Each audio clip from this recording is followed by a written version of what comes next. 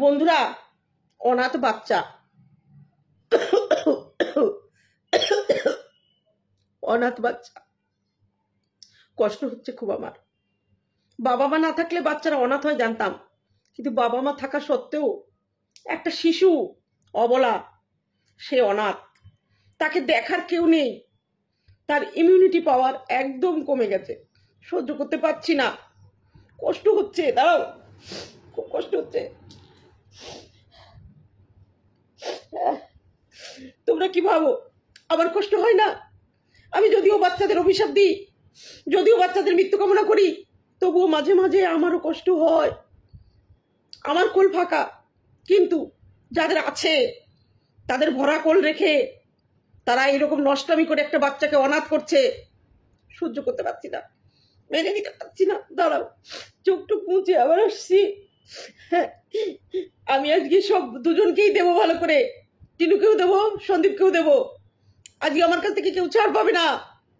ওই বাচ্চাটার জন্য আমার বুক ফেটে যাচ্ছে, আমি সহ্য করতে পারছি না। হ্যালো বন্ধুরা, কি খবর? কেমন আছো সবাই? আমি তো বিন্দাস আছি। লোকেশন চেঞ্জ হয়েছে। একটু পরেই লাইভ একজন আসবে, সেখানে আমি থাকবো। অবশ্যই এই ভিডিওটা বানাচ্ছি, কালকে তোমরা দেখতে পাবে। হ্যাঁ, আমি সমাধির বাড়িতে আসছি। কলকাতায় আমার একটা কাজ ছিল, কাজ করে দুপুরবেলা প্রচন্ড রোদ, শরীর খারাপ লাগছিল।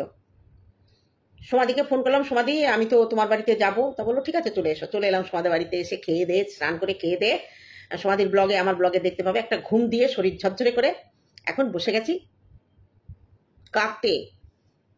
রুমালটা আগে লইছিলাম ব্যাগের মধ্যে থেকে, সমাধিরে বললাম টিস্যু আছে, কয় টিস্যু নাই। তা আমি ঠিক আছে, আমার এই 10 টাকার রুমাল, এই রুমালটার দাম 50 টাকা। এই 50 টাকা রুমাল লইয়ে বসে গেছে কান্দিছি, অনেক কান্দিছি। চলো এবার একটু মজা করি। আজকে একজন ইউটিউবে কাঁদতে বসেছে। সে নাকি বাচ্চাটার কষ্ট দেখে, কিষাণুর কষ্ট দেখে সহ্য করতে পারছে না। সে তার মাকে, তার বাবাকে দোষী করছে, এবং ওই বাচ্চাটার একটু সামান্য জ্বর হয়েছে। আরে বাচ্চা, আমার দুটো মেয়ে, বাচ্চাদের না যতদিন মোটামুটি 5-6 বছর না হয়, বছরে 2-3 বার করে জ্বর আসে, আর তারা ঘ্যান ঘ্যান করে, তাদের মুখ শুকিয়ে যায়। বাচ্চা থাকলেই জ্বর হবে, অসুস্থ বাচ্চা, ডাক্তার দেখানো হবে, আবার স্নান করতে, খেতে নেতে শুকিয়ে আবার জ্বর টর চলে যাবে, আবার আগের মতো ঠিক হয়ে যাবে। এত চিন্তা কেন করছিস? তোকে কেউ এই দায়িত্ব দিয়েছে চিন্তা করার? না। তাহলে তুই চিন্তা করছিস কেন? কিষাণুকে নিয়ে তোর চিন্তা করার কোনো দরকার নেই। কিষাণুকে তো প্রপ হিসাবে সন্দীপ তার ভিডিওতে ব্যবহার করছে। ভুলে যাস কেন সন্দীপ হচ্ছে কিষাণুর বাবা? ভুলে যাস কেন শিলা হচ্ছে কিষাণুর ঠাম্মা? আর ভুলে যাস কেন সন্দীপের বাবা কিষাণুর দাদু? তাদের দায়িত্ব আছে বাচ্চাটাকে মানুষ করার। তারা কি কখনো বলেছে ওই বাচ্চাটা নিয়ে তাদের অসুবিধা হচ্ছে, প্রবলেম হচ্ছে, বলেছে কোথাও? হ্যাঁ, সীমার লাইভে যে কথাটা বলেছে যে ছেলে নিয়ে যা, ছেলের জ্বালা কি বুঝবি? আরে তুই বুঝলি না রে শুটকি, তোর বুনু ওই ছেলেটার জ্বালা সহ্য করতে পারবে না বলে ওকে রেখে গেছে। তুই তো ওকে সামনে থেকে দেখিসনি। তুই যদি ওকে সামনে থেকে দেখতিস তাহলে এই কথা তোর মুখে আসতো না। ওই বাচ্চাটা 5 সেকেন্ড চুপ করে এক জায়গায় থাকতে পারে না। 5টা সেকেন্ড চুপ করে এক জায়গায় থাকতে পারে না। চোখের নিমেষে সে হাওয়া হয়ে যায়। তার পেছনে পায়ে চাকা লাগিয়ে দৌড়াতে হয়। সন্দীপের মা কখনো তো বলেনি যে আমার কষ্ট হচ্ছে, আমি পারছি না, আমাকে জ্বালাতন করছে। আর সন্দীপ তার বাচ্চাকে ঝেড়ে ফেলতে চেয়েছে। কোথায় প্রমাণটা পেলি? কলকাতায় সন্দীপ গেছে একটা কাজে, ডিভোর্সের নোটিশ পাঠিয়েছে, সেটাকে নিয়ে কিভাবে মুভ অন করতে হবে সেই ব্যাপারে আলোচনা করতে। বাচ্চার জ্বর হয়েছে বলে কি বাচ্চার বাবা অফিস বন্ধ দিত? নাকি কাজ বন্ধ করে ঘরে বসে বাচ্চার শুশ্রূষা করলে হবে না? আর তেমনি অসুস্থ না, বাচ্চাদের জ্বর এটা হতেই পারে। তোর নেই, তুই বুঝবি কি করে যে একটা বাচ্চাকে নিয়ে যখন তখন জ্বর, সর্দি, কাশি এগুলো ফেস করতে হয় গার্জিয়ানদের? দেখ, তুই আজকে টিনুকে বললি বাচ্চাটা নিয়ে যা, তোর কথা শুনছে, সে যদি বাচ্চা নেওয়ার হতো প্রথম দিনেই নিয়ে যেত। তুই এত বুঝিস আর এটা বুঝিস না ও বাচ্চাটাকে এড়িয়ে চলে। ওর বাচ্চা রেখে গিয়ে কোথাও কষ্ট হয় না? তোর এটা মানতে কষ্ট হলে মেনে নে। যতই জন্ম দিক, পেট ফেড়ে জন্ম দিক, ওই বাচ্চার প্রতি তার যদি টান থাকতো না, ওই ঘরটা ছেড়ে সে যেত না। আর গেলেও সবার আগে ছেলেটাকে সঙ্গে নিত। কিন্তু দেখ, তুই এত বুদ্ধিমান, অথচ তুই এটুকু বুঝলি না যে বাচ্চা যে জায়গায় আছে ভালো আছে। তুই অবশ্য জানিস যে টিনু বাচ্চা নিয়ে যাবে না। আর তোর সেই জন্যেই তোর হাতে ঘা লেগেছে, কারণ তুই রিকোয়েস্ট করেছিলি, তোর কথা শোনেনি। তুই কোথাকার কে তোর কথা টিনু শুনবে? ও বাবা মার কথা শুনেছে। এবার দেখ, সব থেকে সহজ কথা তোকে বলি, টিনু চলে গেছে তার সংসার ছেড়ে, তার স্বামীকে ছেড়ে। সীমা কি বলেছে? 5 বছর ওদের মধ্যে ভালোবাসা ছিল না। কথাটা সীমা কিভাবে বলেছে জানি না, তবে আমি বলবো ভালোবাসা ছিল সন্দীপের তরফ থেকে, টিনুর তরফ থেকে ছিল না। এটাই হয়তো সীমা বলতে চেয়েছিল। আজকে সন্দীপ কিন্তু টিনুর সঙ্গে বেইমানি করেনি, বেইমানি করেছে তোর বুনু। কারণ সন্দীপকে ছেড়ে না, সন্দীপকে রেখেই সন্দীপের সঙ্গে থাকাকালীনই সে অন্য পুরুষে আসক্তি হয়েছে। সন্দীপ কি এমন করেছে যে তাকে অন্য পুরুষ খুঁজে নিতে হলো? তুইও তো সংসার করছিস, তোর বড় তো তোর সঙ্গে মাঝে মাঝে অশান্তি করে। আমরা কি বুকে হাত দিয়ে বলতে পারি স্বামী স্ত্রীর সম্পর্কে 100% সুখী আছে কেউ? কোথাও না কোথাও একটা দিক থেকে খামতি থাকে।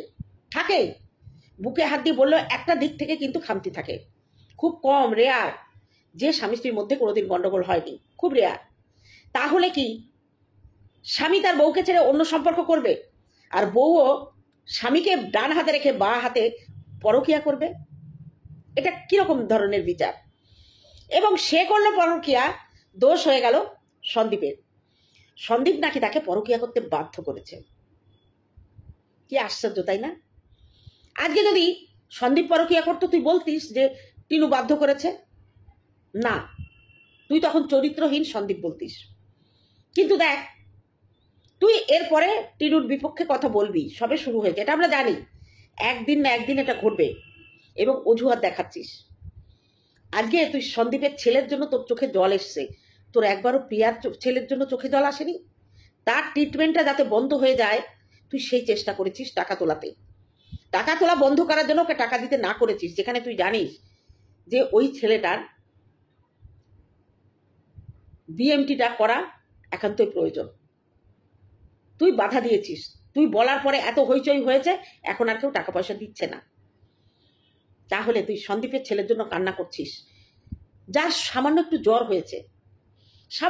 হয়েছে, ডাক্তার দেখিয়ে সেরে যাবে। আর সন্দীপ একজন পুরুষ মানুষ, তার প্রয়োজনে তার বাড়ির বাইরে থাকতেই হবে। আজকে যদি সন্দীপ তার বাবা মা না থাকতো, সে যদি কাজের মেয়ের কাছে বাচ্চাটাকে জ্বর অবস্থায় রেখে সে নিশ্চিন্তে যেতে পারতো না, হয়তো সে যেত না। কিন্তু দেখ, সন্দীপকে মানুষ করেছে তার বাবা মা। সন্দীপের ছেলেকে জন্মের পর থেকে ওই ঠাকুমাই মানুষ করেছে। তুই এটা জানিস, এবং টিনু খুব ভালো জানে যে তার ছেলে কোথায় ভালো থাকবে। সে জানে তার শ্বশুর থাকলে ওই ছেলেকে আর অন্য কারোর লাগে না। মা চলে গেছে তো, তাই বাবা কোথাও গেলে ওর ভয় করে যে মা যেমন গিয়ে আর ফিরে আসেনি, হয়তো বাবাও আমাকে ছেড়ে চলে যাবে, আর ফিরে আসবে না। এটা একটা কাজ করে বাচ্চাদের মধ্যে। আর তুই বলিস বাচ্চাটা বোঝে না। কে বলেছে বাচ্চারা বোঝে না? বাচ্চারাই সবার আগে ভালো মন্দটা বুঝতে শেখে। দেখবি অনেক বাচ্চা কারোর কোলে গেলে লাফ দিয়ে কেঁদে ওঠে, কারণ সে বোঝে এর ভেতরেরটা ভালো না, পরিষ্কার না। আজকে তুই তোর বুনুকে বোঝাতে বসেছিস স্বামীর অত্যাচার, শ্বশুরবাড়ির অত্যাচার, অসম্মান, সব কিছুর ঊর্ধ্বে বাচ্চা। তুই বাচ্চাটাকে নিয়ে আয়, তোর কথা শুনবে। বাচ্চাটা ওখানে ভালো নেই, কে বলেছে? তার মা জানে তার বাচ্চা ভালো আছে, অথচ তুই দেখছিস বাচ্চা ভালো নেই। কেন রে? কেন? তোর এত কিসের কষ্ট বলতো? তুই ভাবলি টিনু ওই বাচ্চাটাকে নিয়ে আসবে? আসবে না রে, কারণ ওই বাচ্চাকে একটা দিন নয়, একটা ঘন্টা টিনু একা রাখতে পারবে না। তুই ওদের ব্লগগুলো দেখ, ও কিষাণুকে নিজের মতো করে রাখতে পারতো না, কারণ কিষাণু যা দুষ্টু, ওকে সামাল দিতে টিনু পারতো না। কিন্তু শিলাদের কাছে কিন্তু কিষাণু বেশ থাকে, তার ঠাম্মি দাদুর কাছে সে বেশ আছে। তুই কোথায় দেখছিস ও ভালো নেই? কে তোর কানে কানে বলেছে যে কিষাণু ওকে ভালো নেই? কিষাণু বলেছে নাকি কিষাণুর মা বলেছে? কোনটা? তুই অত চিন্তা করিস না, তুই অত চিন্তা করে তোর ঘুম কামাই করিস না, আর ওই চোখের জল ফেলে নাটক করে লোককে বুঝাস না তুই বাচ্চাদের ভালোবাসিস। প্রত্যেকটা মানুষ তোকে চিনেছে তুই বাচ্চাদের নিয়ে কিভাবে কন্টেন্ট করিস, বাচ্চাদের অভিশাপ দিস, বাচ্চাদের মৃত্যু কামনা করিস। প্রত্যেকটা বাচ্চা তোর কাছে, তোর চোখের দৃষ্টিতে তাদের ক্ষতি হয়। কিষাণু ভালো নেই তুই বোঝাবি? তুই যদি কোনোদিন, তুই একবার এক কাজ কর, তুই একটু যা বাতকুল্লায়, আমি ব্যবস্থা করে দেবো তোকে কয়েক ঘন্টা ওই বাড়িতে থাকার, কেউ কিছু বলবে না তোকে। তুই ক্যামেরাটা অন করে রাখবি, তোর কাজ থাকবে কিষাণুর পেছন পেছন যাওয়া। তুই যদি ওখান থেকে ফিরে এসে বলিস ওই বাচ্চাটা ভালো নেই, তাহলে বুঝবি। আর ওই কয়েক ঘন্টায় না তোর কোমর থেকে ওই যে কটা শুটকো হাড় জোড়া দিয়ে আছে খুলে যাবে, তোর পায়ে চাকা লাগাতে হবে। কিষাণু দুরন্ত, তার যদি ইমিউনিটি পাওয়ার কম থাকতো সে অত ছটফটানি করতে পারতো না। এক দণ্ড সে চুপ থাকে না। সে যখন বল নিয়ে খেলা করে 1-1.5 ঘন্টা একভাবে খেলা করে। যখন দৌড়াতে থাকে না, থামে না, গা দিয়ে ঘাম ঝরে যায় শীতকালে, তবুও তার দুষ্টুমি থামে না। একটা বাচ্চা যদি তার ইমিউনিটি পাওয়ার বরাবরের জন্য কম থাকে তাহলে কি করে বলতো? ঝিমিয়ে থাকে সব সময়। এখন যে ঝিমানোটা তুই দেখেছিস জ্বরের জন্য, 2 দিন যেতে দেখ কি হয়, কিষাণু কি করে বেড়ায়, তোর ধারণার অতীত। কিষাণুকে তার মা নিয়ে রাখতে পারবে না, তাই যদি হতো কিষাণুকে নিয়েই যেত। তার দিদা রয়েছে, তার দাদু রয়েছে, তার ওই মামা রয়েছে, তার মামি রয়েছে। আর মামি কিষাণুর একটা ঘুষি সহ্য করতে পারবে না, ওই ওর বৌদি, টিনুর বৌদি। অতএব তুই ঘুম কামাই করিস না, তোর অত চিন্তা করতে হবে না, অত টেনশন করতে হবে না। কিষাণুর জন্য টেনশন করার লোক আছে। বলে না কি মার পড়ে না পড়ে, কি বলে জানো সমাধি, যার ছেলে তার ঘুম নেই পাড়াপড়শির ঘুম নেই, যার ছেলে তার হুঁশ নেই পাড়াপড়শির ঘুম নেই। তা তোর হয়েছে তাই, তুই অত টেনশন করিস না। টিনু যে সংসার ছেড়ে গেছে অত্যাচারে, পরবর্তী সংসারে সে নাও সুখী থাকতে পারে। তুই একটা দারুণ কথা বলেছিস যে আমার সন্তানকে যে মেনে না নেবে আমি তার সঙ্গে থাকতে পারবো না। তোর এই কথাটা তোর বুনু জানে?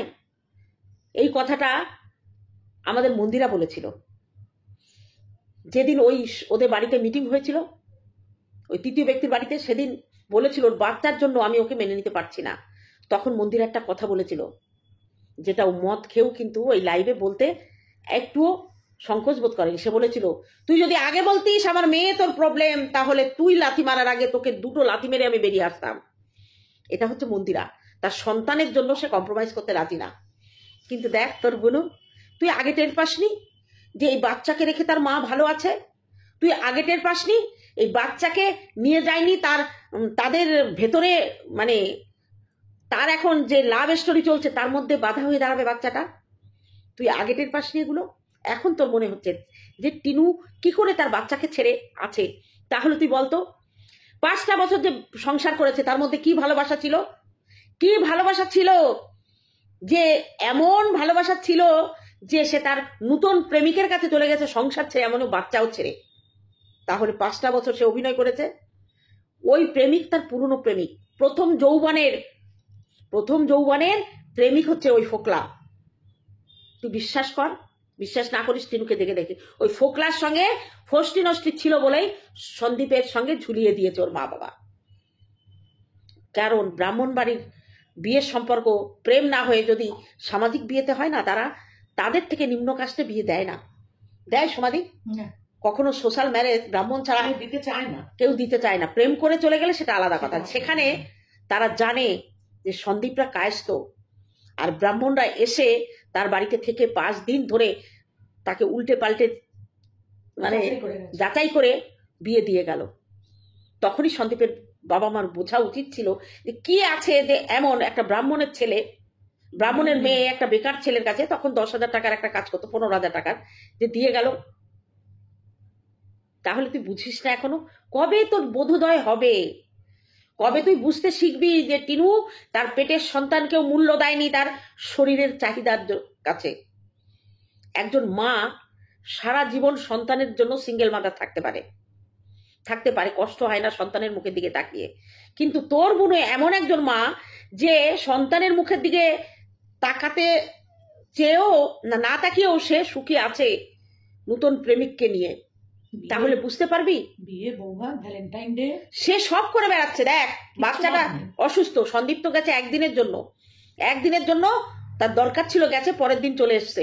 অথচ সেই সন্তানের মা ভ্যালেন্টাইন ডে থেকে আরম্ভ করে প্রত্যেকটা রিচুয়াল পালন করছে। এমনকি নিজের শ্বশুরবাড়ির গয়না পালিশ করে এনে ভ্যালেন্টাইন ডেতে একটা বড় দোকানের সেনকো জুয়েলার্সে ব্যাগে ভরে ফোকলাকে হাতে দিয়ে সেটা থেকে গিফট নিচ্ছে। কত ধুরন্ধর! টিনু যে কানেরটা পড়ছে 2 বছর আগেকার ভিডিওতে গিয়ে দেখে আসবি, ওই কানের বেলকুড়ি ওর ছিল আগে থেকেই, সেটাকে সে পালিশ করে এখন আবার ফোকলার হাত দিয়ে নিল। দেখিস না এগুলো, তাই না? দেখিস না। আর যাকে দেখতে নারী তার চলন বেকা। সন্দীপের খুদগুলো তুই ধরিস। অথচ দেখ, সন্দীপ কিন্তু টিনুর সাথে বেইমানি করেনি, বেইমানি করেছে টিনু। প্রথমবার বিয়ে করে যদি সংসার না টেকে, দ্বিতীয়বার বিয়ে করলে সংসার সুখীর নাও হতে পারে, বেশিরভাগ হয় না। কারণ আছে, এখানে দেখতে হবে সংসারটা ভেঙেছে কে। সীমা যে কথাটা বলেছে একদম খাঁটি কথা বলেছে। সংসারটা কে ভেঙেছে? সংসার সন্দীপ ভাঙেনি, ভেঙেছে হচ্ছে টিনু। সে 5 বছর যে বাড়িতে থাকলো, সেখানে তার একটা বাচ্চা হলো, তারপরেও সেই সংসারটা সে টিকিয়ে রাখতে পারেনি, তাকে সেই সংসার ছেড়ে চলে যেতে হয়েছে। যা,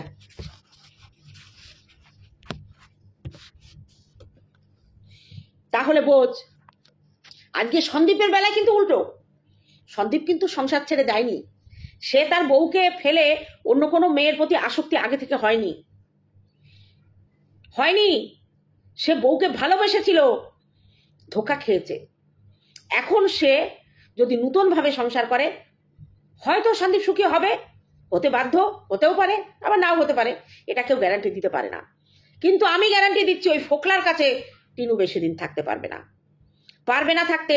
সম্পর্কের প্রথম থেকেই জালিয়াতি, সম্পর্কের প্রথম থেকেই মিথ্যে কথা, সম্পর্কের প্রথম থেকেই ধোঁকা, কখনোই যেতে পারে না। সন্দীপকে ছেড়ে, সন্দীপের থেকে তো একটা ভালো লোককে বাঁচবে না, একটা 2 নম্বরই দুশ্চরিত্র গুটকাখোর নেশাখোর একটা ছেলেকে বেঁচে এসেছে জীবনে। তার রুচি কত পরিচয়, তার রুচি কত ভালো, একবারও এগুলো তোর নজরে আসে না। অথচ তুই নাকি তীক্ষ্ণ দৃষ্টিওয়ালা, আমাদের কন্ট্রোভার্সি জোনে নাকি তুই ফার্স্ট। কি করে এগুলো এড়িয়ে যাস? তুই কি করে এড়াস? বাচ্চাটা ওখানে শেষ হচ্ছে না, তুই টেনশন করিস না, বাচ্চাটা ওখানে শেষ হচ্ছে না, বাচ্চাটা ভালোই আছে। আর সীমা যে বলেছে যে নিয়ে গিয়ে রাখ, অবশ্যই এটা ঠিক কথা, নিয়ে গিয়ে রাখুক, পারবে না রাখতে, ও একদিনও পারবে না রাখতে, চ্যালেঞ্জ করে বললাম। ঠিকই তো, পরকীয়া করে প্রেমিকের সঙ্গে বেরিয়েছে, বাচ্চার দায়িত্ব শাশুড়ি স্বামীর ওপর দিয়ে গেছে, এবং লোককে বোঝাচ্ছে আমি কেস করেছি ছেলের কাস্টডি এনে জন্য, ঘন্টা করেছে, ঘন্টা। ও ছেলেকে নেবে না, তুই যতই চিৎকার করিস আর যতই চোখের জল ফেলিস আর যতই ওকে আবার ঝাঁটালাতি তুই মারিস, ও ছেলেকে নেবে না। কারণ ও ছেলেকে নিলে ওদের জীবনে বোঝা হয়ে দাঁড়াবে। আর সন্দীপের কাছে কখনোই বোঝা নয়। আর কাজের লোকের কথা বলছিস, এবার তোকে বলি শোন, ওখানে কাজের লোক মাঠে ঘাটে বেশি কাজ করে, ডেলি লেবারে। সন্দীপদের বাড়ি যদি কাউকে কাজে রাখে, ডেলি লেবারে, পার্মানেন্টলি কাজের লোক ওখানে পাওয়া যায় না। আর তুই ঠাকুরনগরের কথা বলছিস, ঠাকুরনগর গ্রাম হলেও রেল লাইনের জন্য, রেল বাজারের জন্য ওখানে কিন্তু অনেক আলাদা ফ্যাসিলিটি আছে। আর তোর ধারণা নেই সন্দীপদের গ্রামটা কত প্রত্যন্ত গ্রাম সেখানে। তুই একবার আয় না, আমি তোকে ব্যবস্থা করে দেবো, আয় দেখে যা। আর ছেলেটা খারাপ নেই, ওখানে ভালো আছে, ভালো থাকবে। যে সন্তানের মা চলে যায় তার মতো দুঃখিনী কেউ হয় না রে, তার মতো অনাথ কেউ হয় না। তবু কিষাণুর ভাগ্য ভালো, তার ঠাকুমা দাদু মায়ের থেকে বেশি ভালো করে রেখেছে। আর ভগবানের কি অপার লীলা দেখ, ভগবান তো সব জানে। ভগবান জেনেছিল এই সন্তানকে একদিন ওর মা ফেলে যাবে, সেই জন্য এই সন্তানের সঙ্গে তার মায়ের বেশি অ্যাটাচমেন্ট হয়নি যতটুকু হয়েছে ঠাকুমা দাদুর কাছে।